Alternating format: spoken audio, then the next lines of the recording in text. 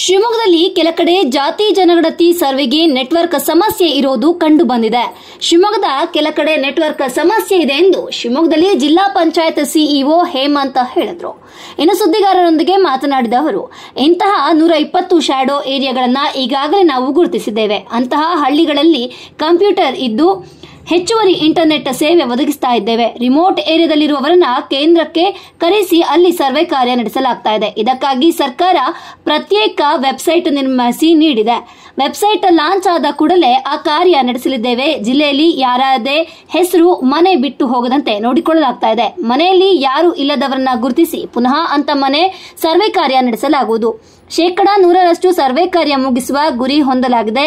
GPS ತಪ್ಪು ಮಾಹಿತಿ ತೋರಿಸಿದ ಹಿನ್ನೆಲೆಯಲ್ಲಿ ಹೊಸದಾಗಿ 5.6 ಆಪ್ ಬಿಡುಗಡೆ ಮಾಡಲಾಗಿದೆ ಅಂತ ತಿಳಿಸಿದರು.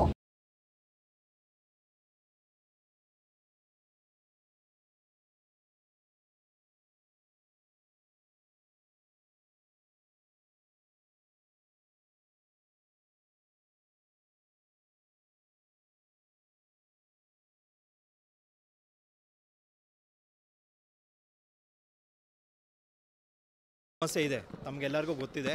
ಆ ರೀತಿ ನೆಟ್ವರ್ಕ್ ಸಮಸ್ಯೆ ಇರೋ ಏರಿಯಾನ ನಾವು ಶ್ಯಾಡೋ ಏರಿಯಾ ಅಂತೇಳಿ ಒಂದು 120ಕ್ಕಿಂತ ಹೆಚ್ಚು ಜಾಗಗಳನ್ನ ಗುರುತಿಸಿದ್ದೀವಿ. ಈ ಶ್ಯಾಡೋ ಏರಿಯಾದಲ್ಲಿ ನಾವು ಅಲ್ಲಿ ಕಂಪ್ಯೂಟರ್ ಮತ್ತು ಇಂಟರ್ನೆಟ್ ಫೆಸಿಲಿಟಿ ಇಟ್ಕೊಂಡು ಯಾವ ಜನರಿಗೆ ನಾವು ನೆಟ್ವರ್ಕ್ ಇರೋಲ್ಲ ಆ ಜನರನ್ನ ಕ್ಯಾಂಪ್ ಆಫೀಸಿಗೆ ಕರೆಸಿ, ಕ್ಯಾಂಪ್ ಏರಿಯಾ ಕರೆಸಿ ಅಲ್ಲೇ ಅವ್ರದ್ದು ಸರ್ವೆ ಡೇಟಾನ ಕಲೆಕ್ಟ್ ಮಾಡ್ತೀವಿ. ಈಗಾಗಲೇ 120 ಜಾಗಗಳನ್ನ ಐಡೆಂಟಿಫೈ ಮಾಡಿ ಈಗ ಸರ್ಕಾರದವರು ಒಂದು ವೆಬ್ಸೈಟ್ ಅದಕ್ಕೂ ಕೂಡ ಸಪ್ರೇಟಾಗಿ ಬಿಟ್ಕೊಡ್ತಾರೆ.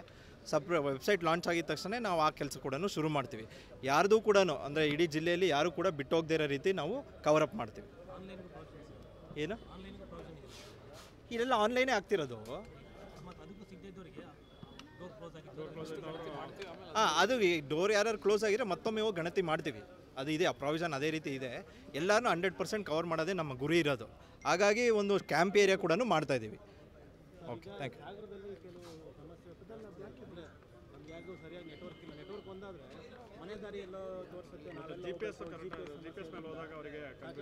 ಇಲ್ಲ, ಇವತ್ತು ಇಲ್ಲ, ಅದು ಕೂಡ ರಾಜ್ಯ ಸರ್ಕಾರ ಅದನ್ನ ಸರಿಪಡಿಸಿದೆ. ಇವತ್ತು ಹೊಸದಾಗಿ ಆ್ಯಪ್ ಇವತ್ತು 5.6 ವರ್ಷ ನಂತರ ರಿಲೀಸ್ ಮಾಡಿದ್ದಾರೆ.